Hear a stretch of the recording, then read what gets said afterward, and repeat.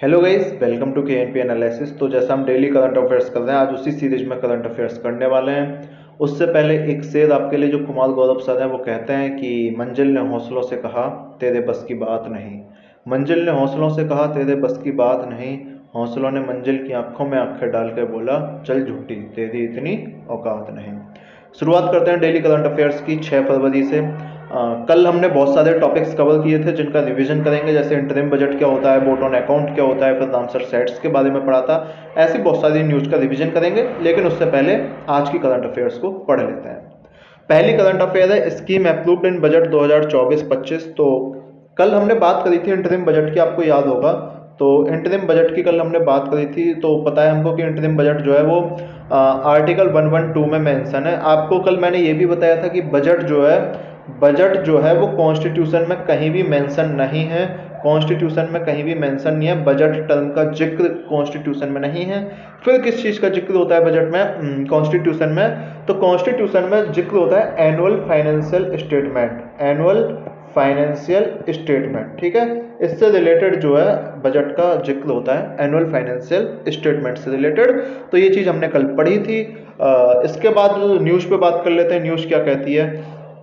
तो कुछ न्यूज़ है जो कहती है कि यूनियन कैबिनेट ने अभी बहुत सारे कुछ डिसीजंस लिए हैं, जिस डिसीजंस के बारे में आज हम पढ़ने वाले हैं। पहला decision, extension of subsidised sugar scheme. तो अभी तक क्या होता था, आपने देखा होगा राशन वासन की दुकान पे चीनी मिलती है। वो चीनी जो आपको मार्केट में 44-45 रुपए किलो मिलती है, वो उस दुकान पे जाके आपको चीनी 18.5 रुपए किलो मिलेगी। यानी कि एक सस्ती कॉस्ट में गरीब के पास, गरीबों में भी गरीब जो है, पुअरेस्ट अमंग द पुअर, ठीक है, तो उनको ये चीनी मिलने वाली है। एक और चीज ध्यान रखिएगा, ये अंत्योदय आय योजना के तहत आपको स्कीम जो है, अंत्योदय आय योजना के तहत ये एक्सटेंशन ऑफ स्कीम हुआ है। ये चीज इंपॉर्टेंट है, कुछ अपने को इस न्यूज में याद करने। दूसरा, मैंने कल एक और चीज बोली थी, ये न्यूज हम खाली प्रीलिम्स फोकस पढ़ रहे हैं। अगर इसका मैं मेंस फोकस करूं तो दिक्कत हो जाएगी, क्योंकि जुलाई में आएगा नया बजट। जब भी नई सरकार बनती है वो अपना बजट लेके आती है, तो फिर सितंबर में हमारा मेंस है, किस काम की रह जाएंगी, उसमें नई स्कीम्स आ जाएंगी। तो ये भी चीज अपने को ध्यान रख लेनी है। बस यहाँ पे अगर आपको प्रीलिम्स याद होगा तो आप फैक्ट को यूज कर पाएंगे। ये भी चीज हम यहाँ पे फोकस कर सकते हैं। नेक्स्ट बात कर सकते हैं, तो मैंने बता दिया अंत्योदय आय योजना के तहत ये जो स्कीम है इसका एक्सटेंशन कर दिया गया। अब आपको जो शुगर है वो आगे भी फ्री में मिलती, सॉरी 18 रुपये 50 पैसे पर किलोग्राम के हिसाब से मिलती रहेगी। फ्री राशन हमको पता है प्रधानमंत्री गरीब कल्याण अन्न योजना के तहत मिलता है, जिसमें आपने पढ़ा होगा कि वीट मिलता है, राइस मिलता है, ठीक है, दाल मिलती है। ये सारा किस्म था प्रधानमंत्री गरीब कल्याण अन्न योजना। दूसरी चीज, भारत सरकार ने सोचा कि थोड़ा सा और बढ़ा दो इस जो कॉमोडिटी है, तो उन्होंने भारत आटा, भारत दाल, टमाटो, ऑनियन, यानी कि आटा, दाल, टमाटर, प्याज, ये भी सस्ते दामों पे देना शुरू कर दिए। और ये पीएम गरीब कल्याण योजना का एक एक्सटेंशन बेनिफिट है। दूसरी चीज, ये आपको कहाँ से मिलेंगी? पीडीएस की दुकान पे, जो राशन की दुकान पे होती है, पब्लिक डिस्ट्रीब्यूशन सिस्टम की दुकान पे, वहां से मिलेंगी। पहले मैंने बोला था। State have the responsibility to procure and distribute sugar. अब मान लो ये जिम्मेदारी किसकी है? तो ये जिम्मेदारी स्टेट की, राज्य सरकार की। अगर आप यूपी में रहते हैं तो यूपी की जिम्मेदारी, अगर आप महाराष्ट्र में तो महाराष्ट्र की जिम्मेदारी, अगर आप राजस्थान में तो राजस्थान की जिम्मेदारी, हरियाणा, केरल में केरल की जिम्मेदारी, तो स्टेट की जिम्मेदारी है। ठीक है, ये चीज़ अपने को याद रखनी है, याद रहेगी मेरे हिसाब से, यहाँ तक कोई दिक्कत होने वाली है नहीं। बात कर लेते हैं फिर कंटिन्यूएशन। दूसरी स्कीम देखो, पहली स्कीम तो हो गई, चीनी मिल गई फ्री में, ठीक है, सॉरी 18 रुपये सस्ती चीनी मिल गई ना। तो अब चीनी की तो चिंता छोड़ दो, चीनी मिलेगी, सरकार देगी। ठीक है, नेक्स्ट बात कर लेते हैं, चीनी खाकर चीनियों को मारो। Continuation of scheme for rebate of state and central taxes and levies for export of apparel and garment. यार ये याद कर लेना, ये ना स्कीम का ये वाला नाम दे देते हैं, ROSCTL, एक्सपोर्ट या अपैरल गारमेंट के लिए कौन सी स्कीम में काम आती है। तो rebate of central taxes and levies के लिए, एक्सपोर्ट ऑफ अपैरल गारमेंट के लिए कंट्रीब्यूशन इस स्कीम का होगा। तो ये स्कीम पहले से चली आ रही है, बस इसका एक्सटेंशन हुआ है और वो अब 31 मार्च 2026 तक हो गया है। इस स्कीम के तहत क्या होता है, इस स्कीम के तहत होता है कि आपको एक स्टेबल पॉलिसी रिजाइम मिलता है जहां पे आप लॉन्ग टर्म ट्रेड प्लानिंग कर सको टेक्सटाइल सेक्टर में। चीज याद रख सकते हैं इसे। Other textile products not covered under SCTL are eligible to avail benefit under RODTEP along with other product. तो जो इस स्कीम में कवर नहीं होते हैं वो RODTEP स्कीम में कवर हो जाएंगे। ये चीज आपको याद हो जाएगी कि नहीं हो जाएगी, कोई बड़ी बात तो है नहीं, बस याद रखना है हाँ भाई गारमेंट पे कपड़े पे कुछ तो छूट मिलती है, ठीक है। यहाँ पे आपने उर्फी जावेद का नाम बिल्कुल याद नहीं करना, उसके नाम से कोई लेना देना नहीं है, बस याद रखना है कि एक्सपोर्ट करना है कपड़े का जब छूट मिलेगी, कपड़े कम पहनने पे कोई छूट नहीं है, ठीक है। तो ये चीज अपन यहाँ याद रख सकते हैं, याद आई कि नहीं आई। नेक्स्ट बोले तो next extension of animal husbandry infrastructure development fund, ठीक है। तो एक animal husbandry infrastructure development fund है, उसका भी कुछ एक्सटेंशन हो गया है, 2025-26 तक उसका एक्सटेंशन हो गया है। ये किस लिए है, ये डेयरी प्रोसेसिंग में है, ठीक है। आपको प्रोडक्ट डाइवर्सिफाई करना है, जैसे आप पहले पनीर बनाओ, फिर उसका घी बनाओ, फिर उसका मक्खन बनाओ, फिर दही, दूध, मिठाई, रसगुल्ले, है ना, जो भी बनाना चाहो आप, ठीक है। Product diversification, meat processing, animal feed plant और ब्रीड मल्टीप्लिकेशन फार्म के लिए स्कीम इंसेंटिव्स देती है, ठीक है। एनिमल हस्बेंड्री सेक्टर से रिलेटेड है, यहाँ पे नाम लिख रहा है, बस ये याद कर लेना कि अगर वो शॉर्ट फॉर्म दे दे AIHDF recently seen in news is related to, तो एनिमल हस्बेंड्री, ठीक है ना। और इसकी अगर मैं थोड़ी सी बात करूं तो ये 3% इंटरेस्ट सबवेंशन देती है 8 ईयर के लिए, 2 साल moratorium for loans up to 90% from schedule bank का दर, तो ये शेड्यूल बैंक वगैरह से आपको सस्ता लोन दिलवा देते हैं और कुछ नहीं है, ठीक है। Next marketing margin for supply of domestic gas to fertiliser unit, तो फर्टिलाइजर यूनिट जो है उनको डोमेस्टिक गैस मिलेगी और उस पर कुछ सप्लाई मार्जिन मिलेगा। तो इन्होंने एक नया फॉर्मूला बनाया है, डिटर्मिनेशन कोई ज़्यादा इंपॉर्टेंट है नहीं है प्रीलिम्स के लिए, बस आई है तो याद कर लो, कभी बाई चांस तुक्के में टेस्ट सीरीज में कहीं दिख जाए तो दुख दर्द समस्या ना हो कि मैंने पढ़ी ना। तो क्या हुआ है कि determination of marketing margin on supply of domestic gas to fertiliser urea, ठीक है, इस पे ये मिलेगा, है ना। मार्केटिंग मार्जिन का एक फॉर्मूला नया लगाया है, स्ट्रक्चरल रिफॉर्म है ये याद रखना है अपने को। तो अभी तक क्या होता था कि मार्केट मार्जिन जो है वो गैस मार्केटिंग कंपनी द्वारा कंज्यूमर से चार्ज किया जाता था, ठीक है, तो कंज्यूमर को थोड़ा सा महंगा मिलता था। अब लेकिन इसका एक फॉर्मूला मिल गया कि भाई आप इतना ही कर सकते हो, तो निश्चित रूप से जो एक मार्जिन सप्लाई आ गया तो उसे अब गवर्नमेंट ने डिटरमाइन कर दिया कि आप इससे ज़्यादा नहीं लोगे तो कंज्यूमर को भी चीज़ें सस्ती मिल जाएंगी, बस इसमें इतना ही याद रखना। ये सारी चीज़ें आत्मनिर्भर भारत के तहत हुई हैं, ठीक है। नेक्स्ट क्वेश्चन पे, नेक्स्ट न्यूज़ पे चलते हैं। इस न्यूज़ को अगर मैं रिवाइज करने की कोशिश करूँ आपके साथ, तो इस न्यूज़ में ये था कि एक तो एनिमल हस्बेंड्री के लिए आपको फंड मिला है, एक शुगर जो है वो 18 रुपये किलो, 18.5 रुपये किलो सस्ती मिलेगी, ठीक है। एक आपको अगर मैं इसमें भारत आटा, भारत दाल भी साथ में मिलेगा, ठीक है। इसके अलावा आपको फंड जो मिला है वो अगर एक्सपोर्ट ऑफ आप टेक्सटाइल करते हो या गारमेंट्स करते हो तो उसके लिए आपको जो सेंट्रल टैक्सेस और लिवाइज होती है उसका रेमिशन मिल जाएगा, ठीक है। ये चीज़ अपने को याद रखनी है। और अभी जो हमने लास्ट में पढ़ा था, क्या पढ़ा था अभी हमने लास्ट में, कि आत्मनिर्भर भारत योजना के तहत ये सारी स्कीमें एनिमल हस्बेंड्री वगैरह हम लास्ट में पढ़ रहे थे, ठीक है। तो ये सारी चीज़ें हमने लास्ट में देखी है कि supply for domestic gas to fertiliser unit, ये चीज़ देखी थी। नेक्स्ट बात कर लेते हैं MEA डेवलपमेंट एड। तो MEA डेवलपमेंट एड की बात क्या है, इंडिया के MEA मतलब ministry of external affairs.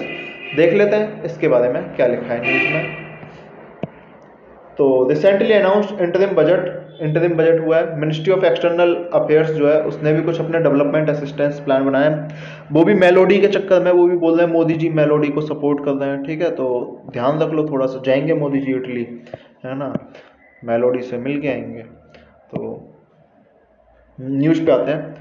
MES development aid is grated gear toward expanding and safeguarding, मतलब इंडिया का इन्फ्लुएंस बढ़ाने की बात चल रही है। अब इंडिया का इन्फ्लुएंस बढ़ाना कैसे है वो बात करते हैं, मेन प्रीलिम्स के लिए इंपॉर्टेंट ये नहीं है। तो मिनिस्ट्री ने टोटल 22,154 करोड़ रुपए दिए हैं और पिछले साल 18,050 करोड़ रुपए दिए थे, यानी कि इस बार बजट में इंक्रीजमेंट हुआ है। दूसरा, in line with India's neighbourhood first policy, largest share of portfolio granted to Bhutan, सबसे ज्यादा पैसा किसने दिया, हमने किसको दिया, हमने भूटान को, ठीक है। तो भूटान जो है वो फ्रंट रनर है, receiving a substantial share of aid portfolio. Aid portfolios को हम दे रहे हैं। लेकिन जो मालदीव्स है उसकी कम कर दी 600 करोड़, और लास्ट ईयर कितना था 770 करोड़। ये भी चीज़ अपने को याद रखनी है, ठीक है। नेक्स्ट बात करें फिर इंडिया की स्पेशल रिलेशनशिप अफगानिस्तान के साथ जो है वो चल रही है, वहाँ के लोगों के साथ जो है वो चल रही है। हम बांग्लादेश को भी ऐड देंगे, नेपाल को भी ऐड देंगे, श्रीलंका को भी देंगे, मॉरिशस को भी देंगे, म्यांमार को देंगे। लेकिन इससे इंपॉर्टेंट बात यह है कि अगर मैं आपसे यहाँ पे पूछ लूँ कि जैसे कि आपको बताओ, जैसे आपको सिलुक्को फिर लक्षद्वीप फिर मिनिकोय, ठीक है, फिर मालदीव्स, अगर इनको नॉर्थ टू साउथ लगाना तो आप कैसे लगाओगे, ये चीज़ आप याद कर लेना, ठीक है। ये एक सीरीज है जिनको आप नॉर्थ टू साउथ लगा सकते हैं। तो ये चीज़ अपनी याद कर सकते हैं। चाबहार पोर्ट कहाँ पे है, चाबहार पोर्ट कहाँ पे है, दुनिया को पता है ईरान में चाबहार पोर्ट है, हमने उसको भी सपोर्ट किया है। लैटिन अमेरिकन कंट्रीज को भी सपोर्ट करा है, जैसे हमने अर्जेंटीना, ब्राज़ील, ठीक है, ये जितने भी कंट्रीज हैं, पराग्वे, उराग्वे, इनसे भी अपने जो ट्रेड एस्टेब्लिशमेंट है उनकी बात चलती है। चिली वगैरह, आपको पता है एबीसी जो है वो क्या है, एबीसी जो है क्या है, वो लिथियम ट्रायंगल है वहाँ पे, है ना। तो इन चीज़ों से भी हम बात कर सकते हैं। अगर लिथियम आ जाएगा तो सेमीकंडक्टर इंडस्ट्री को हम थोड़ा सा बढ़ावा दे सकते हैं। अदर असिस्टेंस की बात कर ले तो ह्यूमैनिटेरियन असिस्टेंस देते ही देते हैं, हमने कोविड पैंडेमिक 19 में भी दिया, ऐसा कुछ इसमें है नहीं। एक चीज़ याद कर लो, 50 कल्चरल हेरिटेज साइट्स को हम थोड़ा सा रिस्टोर करते हैं, जैसे आनंदा टेम्पल, श्वेत ड्रैगन पैगोडा म्यांमार में है, इंडिया गैलरी एट सेकर टूथ रैलिक टेम्पल श्रीलंका में, और renovation of Bala Tripuri Sundari temple ये नेपाल में है, ठीक है। धर्मशाला पशुपतिनाथ टेम्पल धर्मशाला में नेपाल में है ये, नेपाल में है ये, याद कर लेना। जस्ट सबसे इंपॉर्टेंट तो ये है स्वेदागोन पैगोडा म्यांमार। हम सोचते भी नहीं है कि म्यांमार में मंदिर होगा, ठीक है। श्रीलंका में तो हम सोच सकते हैं कि बुद्धिज्म के माध्यम से सेगर टूथ वहाँ पे मिल सकता है, नेपाल में तो अपने मिलते ही हैं। तो याद रख लेना स्वेदागोन पैगोडा कहाँ पे है, म्यांमार में, ठीक है। पूछूंगा मैं से अभी थोड़ी देर में, याद हो जाएगा। तो ये चीज़ें कैपेसिटी बिल्डिंग, टेक्निकल असिस्टेंस भी पढ़ा था कल हमने, इंडियन टेक्निकल इकोनॉमिक कॉर्पोरेशन बारे में, कोई ज़्यादा इंपॉर्टेंट है नहीं, इतना दिमाग नहीं लगाना, जो आ रही हैं चीज़ें वो ही आएंगी, कुछ ज़्यादा नहीं आएगा। Line of credit Indian development economic assistance through EXIM bank of India देंगे, कुछ ज़्यादा इंपॉर्टेंट है नहीं। भूटान अपने लिए इंपॉर्टेंट क्यों है, सबसे ज़्यादा किसको मिली है एड, बताओ, रिसीविंग एड बजट में अपने में, तो भूटान को मिली है। किसको मिली है, भूटान को। मुद्दा ये है कि भूटान को ही क्यों मिली है, ये आप भी पूछ सकते हो कि भूटान को ही क्यों मिली है।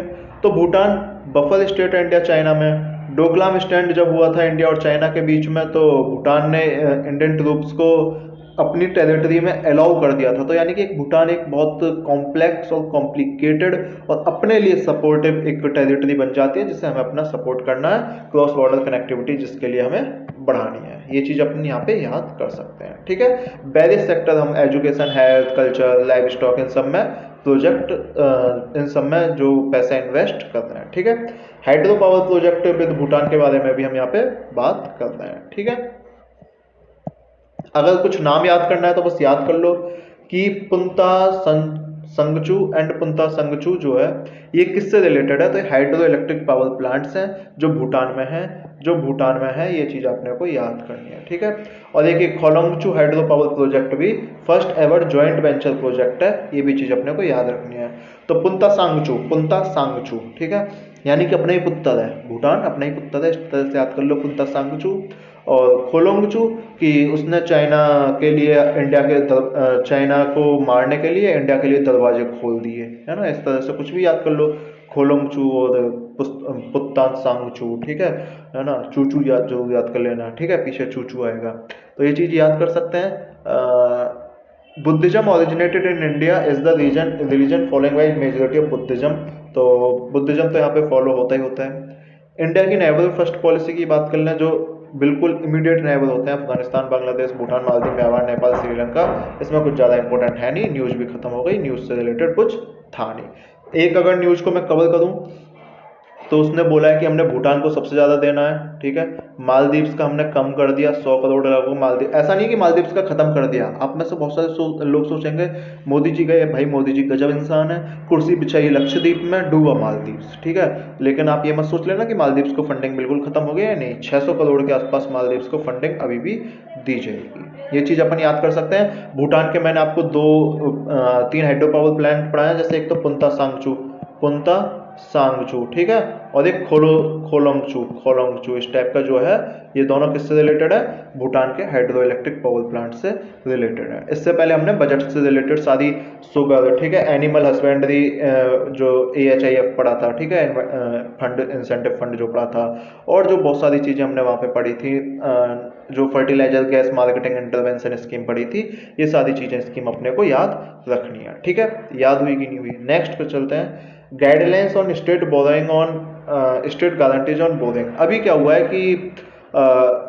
देखो गाइडलाइंस स्टेट ना बोरो कर सकते हैं, ठीक है, लेकिन उनकी एक लिमिट होती है, अगर वो लिमिट के एक्सटेंड वो बोरो नहीं कर सकते, ये चीज़ अपने को याद रखनी है। तो इसी संदर्भ में रिजर्व बैंक ऑफ इंडिया ने कुछ रिकमेंडेशंस दी हैं, जो रिकमेंडेशंस यहाँ पे बात करेंगे। लेकिन गारंटी क्या होती है, अगर कोई डिफॉल्ट करे, मान लो वही गारंटी तुम समझते हो, किसी ने 50 रुपये बोले, हाँ मेरी गारंटी, अगर इसने नहीं दिए तो मैं दूंगा पैसे, ठीक है, ये गारंटी का सिस्टम होता है। तो गारंटी लीगल ऑब्लिगेशन है state to make payment and protect an investor from the risk of default by a buyer borrower. तो गारंटी स्टेट लेता है कि अगर इस बंदे ने पैसे नहीं दिए तो इसकी गारंटी मेरी, मैं तुम्हारे पैसे वापस करूंगा। इंडियन कॉन्ट्रैक्ट एक्ट 1872 के तहत perform promises discharge liability third person in case of his default, it involve three party principal debtor, यानी कि जो पैसा लेता है, क्रेडिटर जो पैसा देता है, और सियोरिटी जो बीच में खड़ा है ना, बोल रहा है कि हाँ तेने पैसे दिए, मैंने देखा, तूने पैसे दिए लेते हुए, मैंने देखा, अगर इन दोनों में से पैसे नहीं लौटाए तो कौन लौटाऊंगा, मैं लौटाऊंगा, ठीक है। तो ये चीज अपने को याद रखनी है। और यहाँ पे गारंटी कौन, ये सियोरिटी कौन करता है, स्टेट। यहाँ पे किसकी बात कर रहे हैं हम, स्टेट की बात कर रहे हैं, ठीक है, ये चीज अपने को याद रखनी है। और पर्पज ऑफ गारंटी तो यही है। अच्छा, पर्पज ऑफ गारंटी क्या है कि अगर मान लो मैं तुमसे बोलूँ कि यार मैं 100 रुपये दे रहा हूँ, अगर तुम्हें पता है कि मेरे पैसे वापस आ जाएंगे तो हो सकता है आप मुझे 2% की ब्याज पे दे दो। अगर आपको पता है कि नहीं रिस्क है पूरा पूरा, तो आप मुझे 10% की ब्याज पे दोगे। तो इसका मतलब अगर गारंटी है तो हमें लोन कैसा मिलता है, सस्ता। लोन कैसा मिलता है हमको, सस्ता। वायबिलिटी ऑफ प्रोजेक्ट भी बढ़ जाएगी, रिसोर्सेज एट लोअर इंटरेस्ट हो जाएगा, कंसेशनल लोन मिल जाएगा। तो इसीलिए गारंटी का कंसेप्ट लाया जाता है, ठीक है। गारंटी क्या होता है, गुड टाइम में फिजिकल रिस्क जो प्रोड्यूस कर देता है। कभी कभी मान लो सरकार ने पैसा दिलवाया, लोगों ने पैसे वापस नहीं किया, अचानक से कुछ इकोनॉमिक क्राइसिस आ गया, तो पैसा किसको वापस करना पड़ेगा, सरकार को। तो निश्चित रूप से सरकार के ऊपर कुछ ज़्यादा जिम्मेदारियां आ जाती हैं, जो एक खतरनाक चीज़ है, ठीक है। की रिकमेंडेशन क्या है जो न्यूज है, तो पहली बात तो डेफिनेशन ऑफ गारंटी, ये ब्रॉडर सेंस में यूज होनी चाहिए, और बहुत सारे ऑब्लिगेशंस जो हैं जो स्टेट लेता है वो गारंटी के संदर्भ में माने जाने चाहिए। इसमें कंडीशनल और अनकंडीशनल के बीच में डिफ्रेंसिएशन होना चाहिए। कुछ खास दिख नहीं रहा मुझे प्री के इंपॉर्टेंट से, ठीक है। गवर्नमेंट जो है should not be use to obtain finance through state on territories. तो गवर्नमेंट को ऐसा नहीं है कि बैंक से लोन लेने जा रहे हो, विधायक जी भैया हैं तो विधायक जी से बोले विधायक जी लोन दिलवाइयो, ठीक है, ऐसा नहीं करना, ठीक है। तो ये चीज़ ध्यान रखनी है। और direct liability, de facto liability allowed नहीं होनी चाहिए, ये भी चीज़ अपने को याद रखनी है। और गवर्नमेंट ऑफ इंडिया गाइडलाइंस माननी चाहिए स्टेट्स को, ये चीज़ याद रखनी है, ठीक है। और guarantee must not be extended for external commercial borrowing. अगर आप कहीं बाहर से ले रहे हो, देश के बाहर से, तो वहाँ पे गारंटी काम नहीं करेगी। इस चीज़ को हम यहाँ पे रख सकते हैं। पीरियड ऑफ गारंटी वारंटी सब चीज़ प्री डिफाइंड होनी चाहिए, ठीक है। रिस्क डिटर्मिनेशन होना चाहिए, फीस सीलिंग होनी चाहिए कि आप इतनी फीस तो लोगे ही लोगे, है ना, इतनी मिनिमम गारंटी फीस है। तो ये सारी चीज़ें सीलिंग होना चाहिए कि आप इतने से ज़्यादा जो है जीडीपी जीएसडीपी से ज़्यादा आप स्टेट जो वो गारंटी नहीं ले सकता लोन की, ये सारी चीज़ें, ठीक है। ग्रुप ने रिकमेंड किया है कि बैंक और एनबीएफसी को डिस्क्लोज करना चाहिए क्रेडिट जो उन्होंने स्टेट गवर्नमेंट गारंटी में दिया है, ठीक है। तो डाटाबेस होना चाहिए, गवर्नमेंट की रेपुटेशन वगैरह, ये सारी चीज़ें हैं, लेकिन इसमें कुछ ज़्यादा इंपॉर्टेंट है नहीं। Guarantee is given to RBI's other bank financial institution for repayment of principal cash credit। तो गारंटी कैसे भी पेमेंट करनी है तो वो बाद में करनी है, इसमें कोई ऐसा बड़ी बात है नहीं। गारंटी किस किस को दी जाती है, जैसे ये बता देते हैं, जैसे आरबीआई को दे देता है स्टेट, है ना, स्टेट का मतलब सेंट्रल गवर्नमेंट आरबीआई को दे सकती है। जो government of India with international finance institution होते हैं वहां से बोलिए पैसा दे दो, गारंटी हमारी है, ठीक है। या बैंक जो एक लेटर ऑफ अथॉरिटी इशू करते हैं फॉरेन सप्लायर्स को, फॉरेन सप्लायर का मतलब वो हमें सामान दे गए, हमने लेटर ऑफ अथॉरिटी इशू करवा दिया, और यानी कि उनका पैसा उनको मिलेगा ही मिलेगा। जैसे रेलवे को गारंटी मिलती है, guarantee for fulfilment of contract और प्रोजेक्ट। किसी प्रोजेक्ट में किसी से पैसा ले दो तो बोले कि हाँ मेरी गारंटी है, पैसा आपका मरेगा नहीं। नेक्स्ट न्यूज करें, नैनो डीएपी, बहुत सुना होगा नैनो डीएपी के बारे में। तो interim budget 2024-25 nano fertiliser, nano DAP, diammonium phosphate के बारे में इसमें बात हुई है। Highly efficient type of fertiliser है। डीएपी क्या होता है? Second most commonly fertiliser used in India है। इसमें नाइट्रोजन और फॉस्फोरस होता है। नाइट्रोजन 18% है, फॉस्फोरस 46% है, ये चीज़ याद रखनी है। डीएपी में क्या ज़्यादा होता है? फॉस्फोरस। अरे भाई डाई अमोनियम फॉस्फेट, याद रखना है, डाई अमोनियम फॉस्फेट, ठीक है। तो फॉस्फोरस ज़्यादा है। बात करें नैनो डीएपी, जो स्पेशलाइज्ड फॉर्म ऑफ डीएपी, एक स्पेशलाइज्ड फॉर्म ऑफ डीएपी है, और जिसमें 8% नाइट्रोजन और 16% फॉस्फोरस होता है, ये भी चीज़ याद रखनी है, ठीक है। और ये एक ग्रैनुलर फॉर्म में आती है, लेकिन इफ्को की नैनो डीएपी जो है लिक्विड फॉर्म में आती है। नॉर्मल डीएपी आप देखोगे तो वो कट्टा में आती है, ठीक है। लेकिन अब जो इफ्को की नैनो डीएपी आ रही है वो एक कैन में आती है, क्योंकि वो लिक्विड है। ये अपने को याद रख सकते हैं। नाइट्रोजन किस काम आता है? Leaf, stem growth. नाइट्रोजन का एक आपने वो भी पढ़ा होगा, बैक्टीरिया राइजोवियम, ठीक है, nitrogen fixation plant. Phosphorus root development, flowering, fruiting. Potassium plant health, stress resistance के माध्यम से। Calcium cell wall structure, cell division, ये चीज अपने को याद होनी चाहिए। मैग्नीशियम कंपोनेंट क्लोरोफिल, है ना, sulphur protein synthesis, enzyme function. Carbon organic molecule, hydrogen biochemical reaction, oxygen respiration, iron chlorophyll synthesis. तो ये चीज़ें याद करनी है, अगर याद हो जाए तो देख लेना एक बार इस टेबल को। ज़्यादा इंपॉर्टेंट तो है नहीं, बस एक बार देख के जा सकते हैं, इससे ज़्यादा कुछ नहीं करना लाइफ में, ठीक है। मतलब ये दिया। अच्छा, ये एक चीज़ पता है आप यहाँ क्या देख पा रहे हो कि भाई जितनी भी चीज़ आप देख सकते हो ना, सारी प्लांट के लिए इंपॉर्टेंट है। चाहे नाइट्रोजन हो, चाहे पोटेशियम हो, चाहे क्लोरीन हो, चाहे निकल हो, चाहे कॉपर हो, चाहे बोरोन हो, ठीक है। जो जो आपको लगे कि हाँ भाई मेटल वेटल है, कुछ लगाओ, इंपॉर्टेंट तो होगा ही प्लांट की ग्रोथ के लिए, है ना।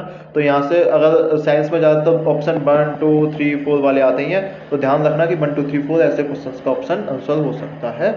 इस चीज़ में आपको कहीं वापस नहीं जाना है। नैनो डीएपी देख लो गाइस थोड़ा सा। तो नैनो डीएपी एक रिवॉल्यूशनरी है, लिक्विड में आता है, साइज बहुत छोटा होता है।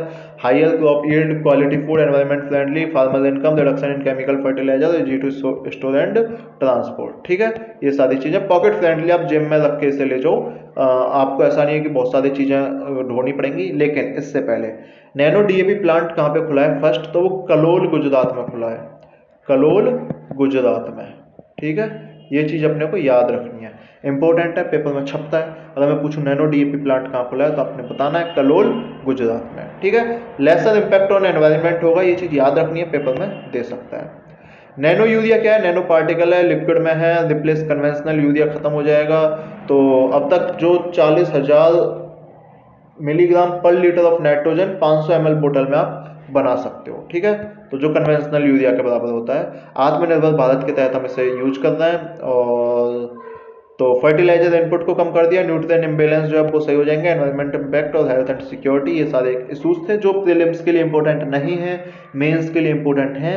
मेंस में इतने जनरल पॉइंट है ये कि आप इसमें से जो लिख दोगे उस पर नंबर मिल जाएंगे। ऐसा अगर होता तो बहुत सारे लोग यूपीएससी क्रैक कर गए होते। इफ्को की बात कर लें, बिगेस्ट कोऑपरेटिव सोसाइटी है, बिगेस्ट कोऑपरेटिव सोसाइटी, और ओन्ड बाय इंडियन कोऑपरेटिव। इसमें विदेश का कोई पैसा नहीं है, ठीक है। इसमें मेलोडी का भी कोई पैसा नहीं है, इसमें किसी का कोई पैसा नहीं है। 1967 में 57 कोऑपरेटिव के साथ हुई, अब बहुत बड़ी कोऑपरेटिव इंडस्ट्री बन चुकी है। ये चीज़ हम याद कर लेते हैं। आप कभी गए होंगे खाद की दुकान पे, तो आपने देखा होगा इफ्को की अलग से दुकान होती है, इफ्को की अलग से दुकान होती है, ठीक है। वहाँ पे आपको खाद मिलेगा, वहाँ पे आपको नैनो ये डीएपी मिलेगा, वहाँ पे आपको यूरिया मिलता है, वहाँ पे आपको क्या क्या गेहूँ बीज मिलता है। इफ्को के बीज अगर आपने सुने होंगे तो गेहूँ, चावल, धान बोलते हैं स्पेशली, ठीक है, उन सबके बीज मिलते हैं। तो ये चीज़ वहाँ पे इफ्को में मिलती है। लेकिन इफ्को कैसी है? स्टेटरी बॉडी है क्या? इफ्को है कोऑपरेटिव सोसाइटी, इफ्को है कोऑपरेटिव सोसाइटी, ये इंपॉर्टेंट पॉइंट है, इसको हम भूल जाते हैं कई बार, ठीक। नेक्स्ट न्यूज की बात कर लेते हैं। Renewal 2023 report by IEA, international energy agency. इसकी कल भी हमने एक रिपोर्ट की बात करी थी, क्या बोलते हैं उसे, इलेक्ट्रिसिटी 2014, इलेक्ट्रिसिटी 2024, सॉरी, ठीक है। तो ये ऐसी रिपोर्ट निकालता रहता है आईईए, और रिन्यूएबल के बारे में इस बार इसने बात करी है, तो इसने बोला है कि रिन्यूएबल में चाइना की डोमिनेंस है और इंडिया भी ग्रोथ कर रहा है, ऐसी कोई बड़ी बात है नहीं, चाइना का प्राइवेट रोल है लेकिन, ठीक है। तो कोयला जो है वो भी largest source of electricity generation है, ये अपने को याद रखना है, कोयला largest source of generation. India में भी फॉसिल फ्यूल जो है वो अभी भी नंबर 1 पर है, इंडिया में भी फॉसिल फ्यूल जो है नंबर 1 पर है, ये चीज़ अपने को याद रखनी है। इंडिया में रिन्यूएबल एनर्जी दूसरे नंबर पर है, इंडिया में रिन्यूएबल एनर्जी दूसरे नंबर पर है, ये चीज़ अपने को याद रखनी है, ठीक है। तो ये भाई इंडिया, यूएस, ईयू, ब्राज़ील सब में सोलर और फोटोवोल्टेक और ये सब अपना एक लार्जेस्ट पोटेंशियल की ओर जाने की कोशिश कर रहे हैं। इंडिया जो है वो भी 205 गीगावाट रिन्यूएबल एनर्जी से बना ले तो अच्छा होगा, ठीक है। Solar PV, dynamics, biofuel, EV adoption हम कर रहे हैं, ठीक है, ये चीज़ अपने को याद रखनी है।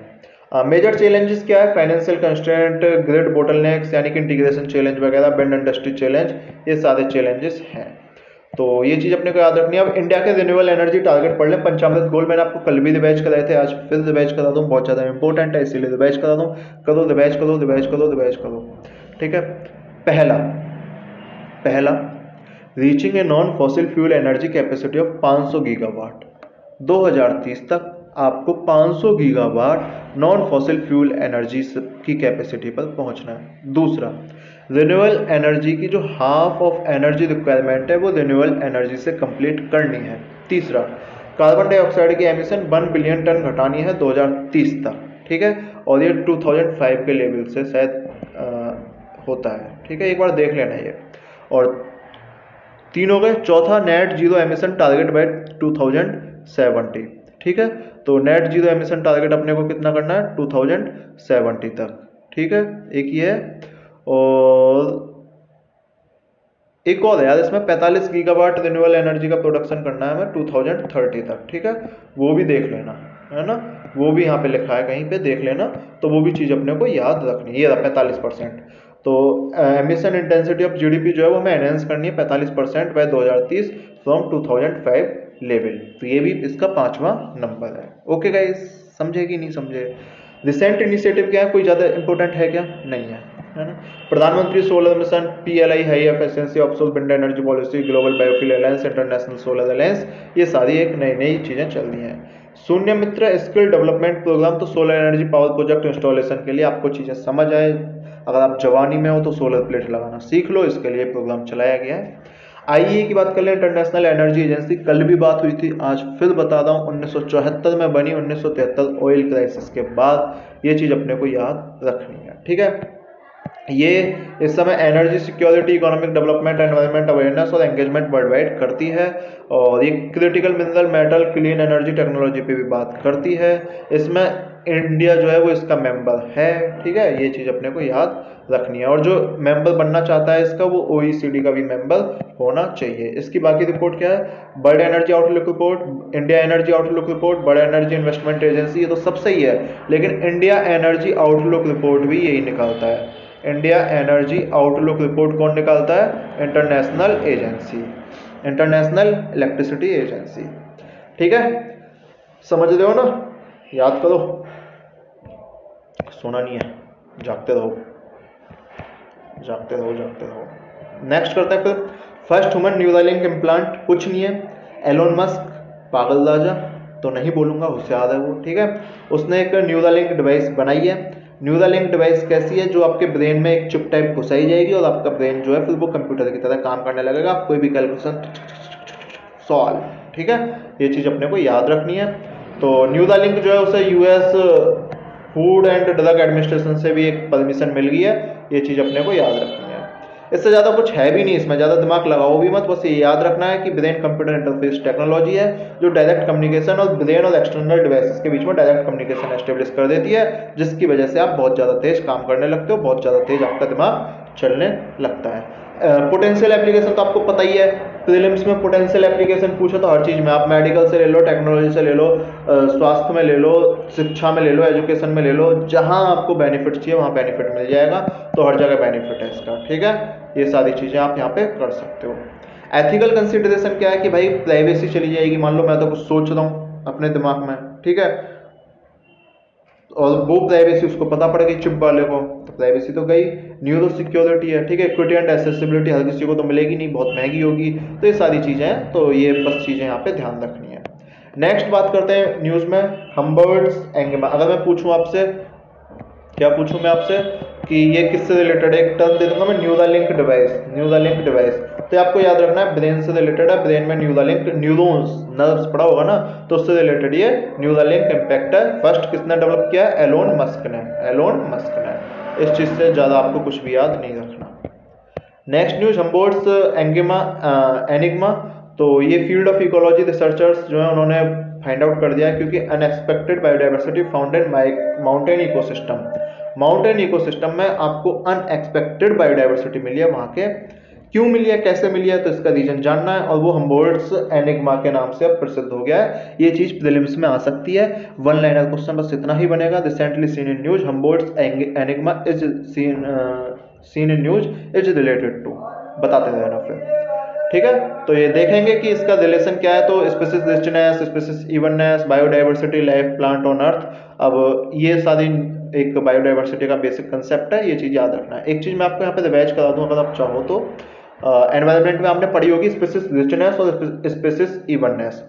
तो रिचनेस तो एक कम्युनिटी में जितनी ज्यादा स्पीसीज हैं, जैसे एक कम्युनिटी में 10 है, मान लो 10 है, बेशक एक के नंबर 50 हो, बाकी के 1 2 3 1 2 ऐसे ही है ना, ऐसे हों, लेकिन स्पीसीज इवननेस वो है कि एक स्पीसीज के नंबर कितने हैं, वो रिचनेस कितनी है, ठीक है।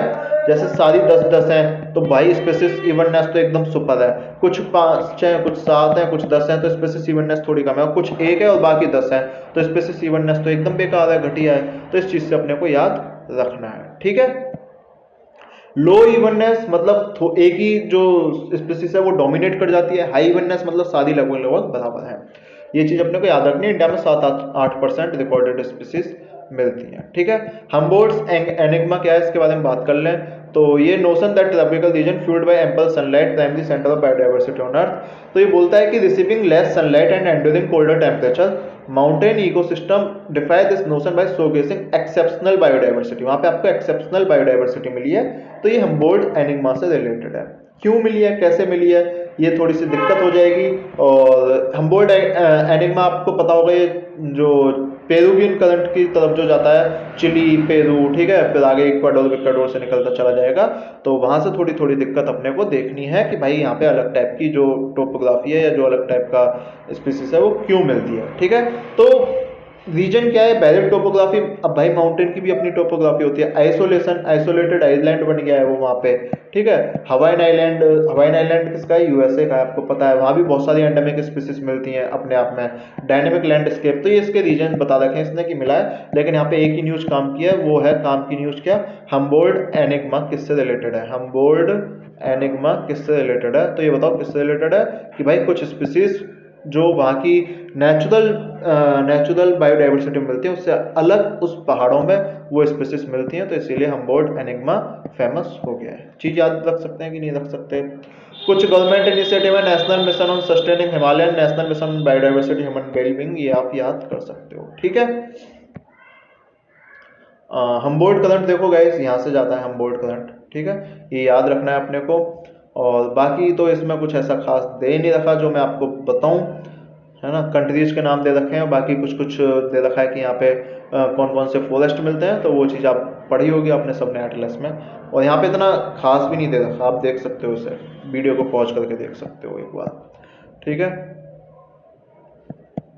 हम्बर्ट्स एनिग्मा आपको समझ आ गया, याद हो गया। हम्बर्ट्स एनिग्मा किससे रिलेटेड है, other species on mountain, other species on mountain.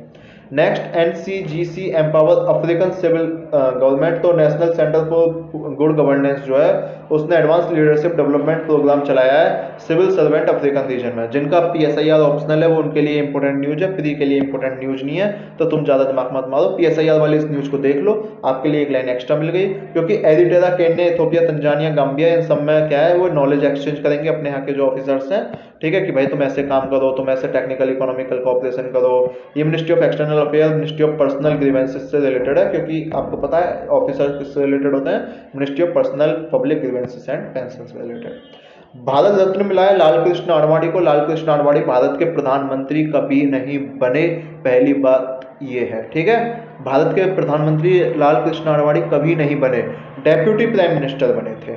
ठीक, ये चीज़ अपन याद कर सकते हैं। होम मिनिस्टर रहे, ब्रॉडकास्टिंग मिनिस्टर रहे, ये चीज़ें। और कराची पाकिस्तान में उनका जन्म हुआ था। 1947 भारत में इधर आ गए और 1954 में भारत रत्न शुरू हुआ। और भारत रत्न क्या टाइटल है, तो ये टाइटल नहीं है, ये भी चीज़ अपने को याद रखनी है। आर्टिकल टाइटल किससे रिलेटेड होता है, आर्टिकल नंबर 18 से। राहुल गांधी जी पूछ रहे थे कि तुमने भारत रत्न लाल कृष्ण आडवाणी को क्यों दे दिया, बताओ जरा क्यों दिया। मैं भी सोच रहा हूँ क्यों दिया, मैं तो अभी तक सर्च कर रहा हूँ। मैंने पूछा लाल कृष्ण आडवाणी का योगदान क्या था भारत में, पूछा मैंने, पता नहीं क्या था। चलो कोई नहीं, हो जाता है कभी कभी किसी की किस्मत अच्छी है। एक तो वो मेरे जैसे क्यूट से है ना, प्यारे से बच्चे, इसीलिए मिल गया उनको, मुझे भी मिल जाएगा। तुम भी मेरी तरह क्यूट बन जाओ, मिल जाएगा। पढ़ना है व्योम मित्रा, पढ़ो तो क्या लिखता है व्योम मित्रा, बताओ व्योम मित्रा क्या है।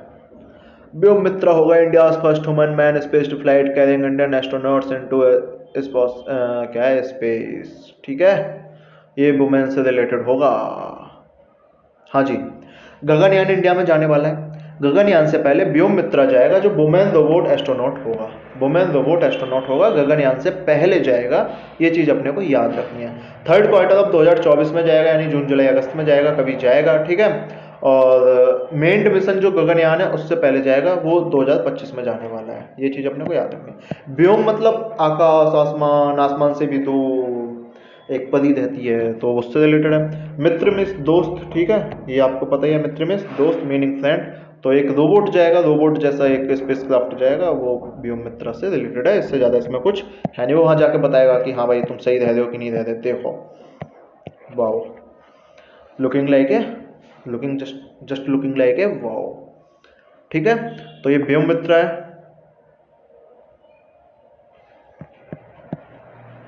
इतनी तारीख को भेज दो भाई साहब, ऐसा मजा आ जाए, 14 फरवरी को। तो India first space faring robot है, ये भी चीज़ अपने को याद रखनी है। इंडिया का एनर्जी वीक है 2024 में। एनर्जी वीक देखो कहाँ मना रहे हैं, गोवा में। सही जगह, एकदम मज़ा आ गया, मतलब जगह ही सुन के। एनर्जी तो हाँ गजब ही गजब है। एनर्जी वहाँ लूज हो रही है कि गेन कर रही है, बताओ।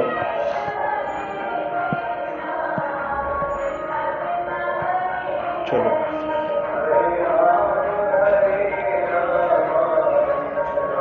बताओ। चलो, prime minister of India inaugurated India energy week 2024 Goa में। Oil and natural gas corporation limited sea survival centre, इससे रिलेटेड है। विकसित भारत विकसित गोवा 2047 प्रोग्राम के तहत। तो 6 से 9 फरवरी तक एनर्जी वीक बनाया गया और एग्जीबिशन कॉन्फ्रेंसेस हुई। इसमें इंडिया का एनर्जी ट्रांजिशन गोल के बारे में बात हुई है। ठीक है, तो इन पे इंडिया की पोजीशन क्या है, वर्ल्ड का third largest energy oil liquid petroleum gas अपने यहाँ पे कंज्यूमर है हम उसके, एलएनजी के कंज्यूमर है हम, सबके कंज्यूमर है हम। ठीक है, ये चीज़ है। तो इंडिया एनर्जी वीक के बारे में ये चीज़ थी, ज़्यादा कुछ इंपॉर्टेंट है नहीं। बस अगर पेपर में आ जाए तो इंडिया एनर्जी वीक कहाँ मनाया गया है, गोवा में 6 से 9 फरवरी के तहत। ये चीज़ अपने को याद रखनी है, बाकी तो कुछ ज़्यादा इंपॉर्टेंट है नहीं। तो गाइज ये थी आज की वीडियो। अच्छा, कल का रिवीजन भी तो करना है थोड़ा सा, बस एक मिनट में रिवीजन कर लेते हैं, ज़्यादा चिंता मत करो। ये क्या आ गया, हाँ जी 1 मिनट रुको बस। हाँ जी, कल यूसीसी पढ़ा था, तो यूसीसी में अपने ने पढ़ा था कि आर्टिकल नंबर 44 के तहत आता है, डीपीएसपी में यूसीसी रिलेटेड है।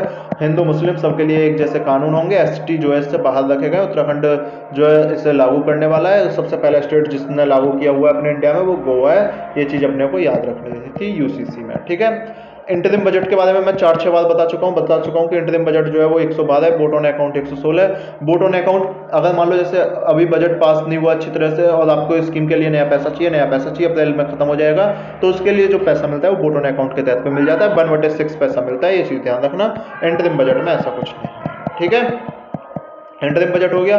इंटरिम बजट में आपने पढ़ा कि इंडिया की जो इस बार 11,111 करोड़ का कुछ इन्होंने बजट लाया, ये 11.1%। हमने फिर फंड पढ़े थे कल 266 में कंसोलिडेटेड फंड ऑफ इंडिया, फिर उसके बाद हमने पब्लिक फंड ऑफ इंडिया पढ़ा था 266 क्लोज 2, और 267 में हमने क्या पढ़ा था, कंटिजेंसी फंड ऑफ इंडिया। ये सारी चीजें 266 में रेवेन्यू, डिपॉजिट वगैरह, लोन वगैरह 266 में आते हैं, पोस्ट पेमेंट वगैरह, स्टाम्प ड्यूटी सब पब्लिक फंड में आते हैं। 267 में कोई भी कंटिजेंसी रिलेटेड है उससे फंड आता है, ठीक है। 266 क्लोज 1 के लिए कंसोलिडेटेड फंड के लिए पार्लियामेंट की अप्रूव आवश्यकता है, अप्रोप्रिएशन बिल लाया जाता है उसके लिए। 266 क्लोज 2 यानी कि पब्लिक फंड से आप ऐसे रुपए निकाल सकते हो, कोई ज्यादा बड़ी बात नहीं है। फूड सिस्टम ट्रांसफॉर्मेशन के बारे में कल हमने बात करी थी, तो इकोनॉमिक फूड सिस्टम ट्रांसफॉर्मेशन के बारे में बात करी कि भाई आप अच्छे से फूड को करो, ठीक है, और उसे ऐसे वेस्ट वगैरह मत करो, ये सारी चीज़ें मतलब सही सही हंगर खत्म करो, ये सारी चीज़ें हमने बात करी थी। चाइना शिफ्टिंग इकोनॉमिक लैंडस्केप कोई ज़्यादा इंपॉर्टेंट न्यूज नहीं थी, बस ये है कि भाई चाइना में भी इकोनॉमी में दिक्कत आ रही है, वहाँ भी लोगों में लड़ाई हो रही है, ठीक है, तो वो भी चीज़ अपने को याद रखनी है। National terrorism data fusion and analysis centre तो नेशनल इन्वेस्टिगेशन एजेंसी है। एक चीज़ याद रखना, चलो मैं आपको एक चीज़ बता दूं, नेशनल इन्वेस्टिगेशन एजेंसी 2019 में भी क्या हुआ था, 2019 में भी क्या हुआ था कि ये इंडिया और इंडिया के बाहर भी जो सिटीजन है इंडिया के, अगर उन्होंने कोई क्राइम किया है, शेड्यूल क्राइम किया है, तो उसकी जांच कर सकती है, उसकी जांच कर सकती है ये नेशनल इन्वेस्टिगेशन एजेंसी। 2019 के अमेंडमेंट का चीज़ आपको याद रखनी है, ठीक है। ये डाटा भी बनाएगी कि भाई ग्लोबल टेररिज्म डाटाबेस फिंगरप्रिंट लेकर रखेगी, ये सबके उस चीज़ से आपको रिलेटेड ये चीज़ें याद रखनी है, ठीक है। रामसर साइट कल अपने ने पढ़ी थी, 5 नई रामसर साइट्स जो है वो इंक्लूड हुई हैं इंडिया में, बाकी मिला के 80 हो गई, दोबारा पढ़ लो आज उन्हें एक बार। अंका समुद्र, समुद्र के किनारे है कर्नाटका। अघनासानी, ये क्या है, अघनासिनी, अघनासिनी, अघनासिनी, ठीक है।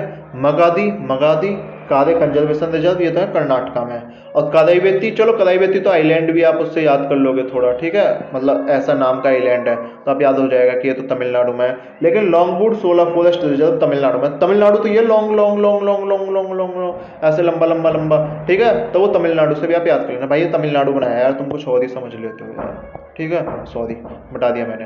तो ये कल याद करना था। बैडलैंड डे कब मनाया जाता है, 2 फरवरी को बैडलैंड डे मनाया जाता है, ये चीज़ अपने को याद रखनी है। 1971 ईरान रामसर साइट, इंडिया ने क्या, इंडिया ने तुरंत 1971 में एक्सेप्ट कर लिया था, नहीं, तो इंडिया ने 1984 में ये एक्सेप्ट किया था, बैडलैंड कंजर्वेशन रिजर्व पे इंडिया जब आया था, ये चीज़ अपने को याद रखनी है। एक्साइज वायु शक्ति किससे रिलेटेड है, तो जैसलमेर में इंडियन एयरफोर्स की एक्साइज है। डस्टेड अपोलो बटरफ्लाई, ये चीज़ अपने को याद रखनी है, नई बटरफ्लाई आई है ये। कलारीपयट्टू मार्शल आर्ट है, ठीक है, इसमें हरियाणा खेलो इंडिया जो गेम्स हो रहे हैं, खेलो इंडिया जो गेम्स हो रहे हैं, खेलो इंडिया गेम्स जो हो रहे हैं, इसमें हरियाणा जो है वो कलारीपयट्टू में दूसरे नंबर पे आया, केरला अभी भी पहले नंबर पे बना हुआ है, ये चीज़ अपने को याद रखनी है। तो कलारीपयट्टू क्या थी, मार्शल आर्ट थी। नीतीश डिवाइस, नीतीश डिवाइस मौसम बताएगी, नीतीश मौसम को भाप के बदल जाते हैं, कभी बीजेपी में, कभी भाजपा में, कभी कांग्रेस में, कभी आरजेडी में, तो नीतीश डिवाइस भी आपको मौसम बताएगी। तो एक कल का रिवीजन था, आज का रिवीजन हम कल करेंगे। वीडियो अच्छी लगी हो तो प्लीज़ लाइक कीजिएगा, और लाइक से पहले चैनल को सब्सक्राइब कीजिएगा, फिर चैनल को शेयर कीजिएगा और इस वीडियो को शेयर कीजिएगा। मिलते हैं आपसे नेक्स्ट वीडियो में। वीडियो देखने डेली आइएगा, आपका फायदा होने वाला है, आपको चीज़ें याद होने वाली हैं। अगर मैं अभी आपसे पूछ लूँ कि मगधी जो अभी अपने ने मगधी जो पढ़ी थी वो कहाँ पे है, रामसर साइट कहाँ पे, तो आपको पता है कर्नाटका है, ठीक है। अपने को पता है अंगा समुद्र कहाँ पे, अंगा समुद्र कहाँ पे, अपने को पता है कर्नाटका है, ठीक है। अपने को पता है अंगानीसिनी कहाँ पे, अंगानीसिनी, तो अपने को पता है वो कर्नाटका है। तमिलनाडु में कवई देती और लॉन्ग सोलापुर फॉरेस्ट तमिलनाडु में। 5 रामसर साइट आपको याद हो जाएंगी, गारंटी, 5 नहीं पूरी 80 याद हो जाएंगी अगर आप इस क्लास में डेली आओगे, इस सीरीज में डेली आओगे। तो मिलते हैं कल आपसे नेक्स्ट वीडियो में। Thank you.